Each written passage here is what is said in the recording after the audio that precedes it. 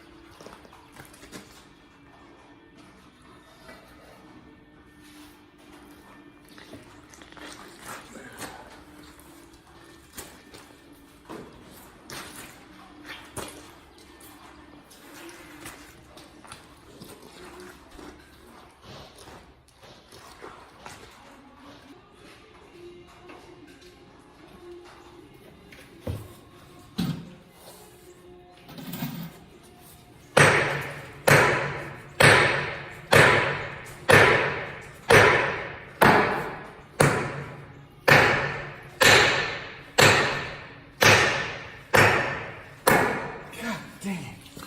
Whew.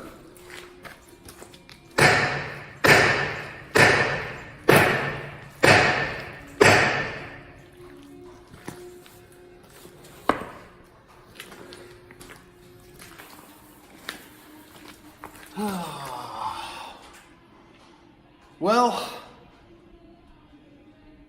yeah, this is no good. I can't get them to pop. I've got them as tight as I can. The pusher bolts, everything else is loose. I've hit it with the hammer. I'm just gonna have to keep working at it. I might have to lower it, go drive it around a little bit. Sometimes that has to happen to get it to pop free. Might even just hit it with my forklift here. I've done that before, and bad idea, bad idea. If you can, don't buy a tractor with duals like this, but you know, it is what it is. It was all that I could, you know, just happened to be there when I was buying it. It's a good tractor. I could, I think my dealer said, my tire dealer, not John Deere, said that he could get me 10-bolt hubs and rims for, I want to say $1,300 for 2 or something. So definitely would be something to think about, but then you got to pay to move all the tires around, and I'm just, we'll just let it go for now.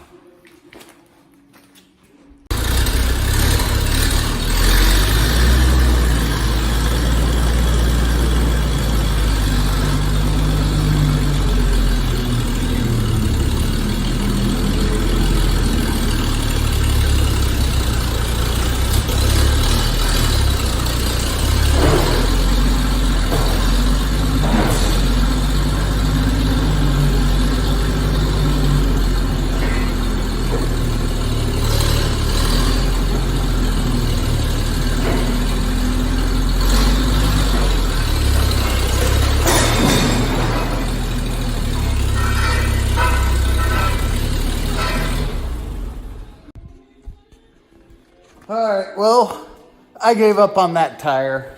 I don't have time to be messing with it. I gotta be getting to Omaha here in about 15 minutes.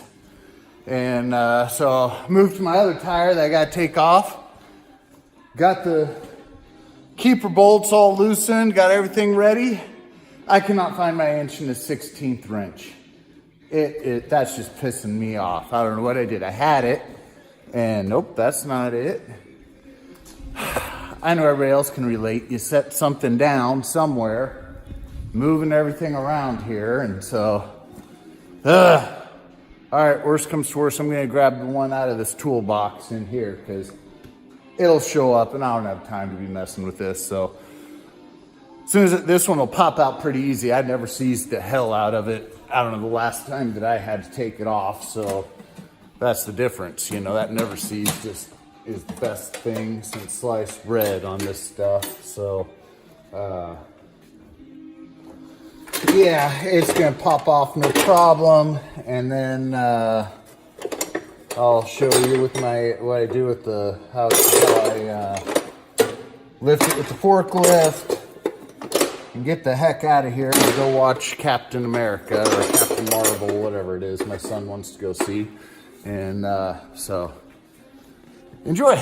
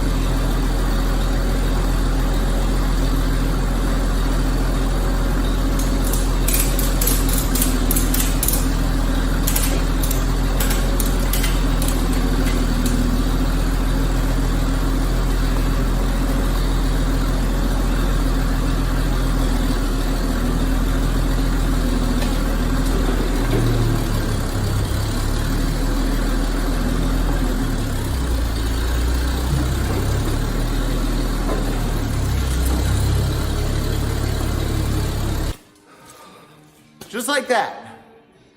What a pain in the butt. I got 10 minutes to get on my road to get home.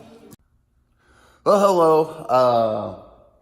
It's Saturday. It's finally starting to warm up out there. Got the rest of the tires on my big tractor here, so now they're all matching at least. And that was a challenge to get this guy off right here. Just had to get after it some more. Put some pressure on it, take several swings with the hammer on the outside, get that vibration going, and then you could turn it just a little bit more, those pusher bolts. And you just did that 6-7 times, all of a sudden the pusher bolts started to work. And I had to modify my wrench a little here. It's a cheap wrench from Harbor Freight because I couldn't quite get it in between, so I had to grind away a bunch up here. The open end, again, it's a cheap wrench. It was starting to round out the bolts or spread up here, one of the two. So unfortunately, but hey, I got them all changed, and now it's never seized. If, heaven forbid, I have a flat tire and I have to take the thing off again, it'll be a heck of a lot easier. So, well, today, it's supposed to be raining again here. We've had historic floods here in Nebraska. Some of my ground's about 10, 12 feet underwater up at the end of close to the Offutt Air Force Base. And a friend of mine, his daughter's in Girl Scouts and wanted to borrow my enclosed trailer for a donation drive, but then that kind of fell through. But it's been on my list. I got to get the lights fixed on here, just typical trailers. Anybody that's got trailers knows lights, wire. Mice love to chew on those wires, and that's what happened here. I've got it several places. I just had to run new wires, and kind of a pain. But like I said, it's supposed to rain, so gonna do that. Got to work on the mule. A fuel pump for some reason is not working.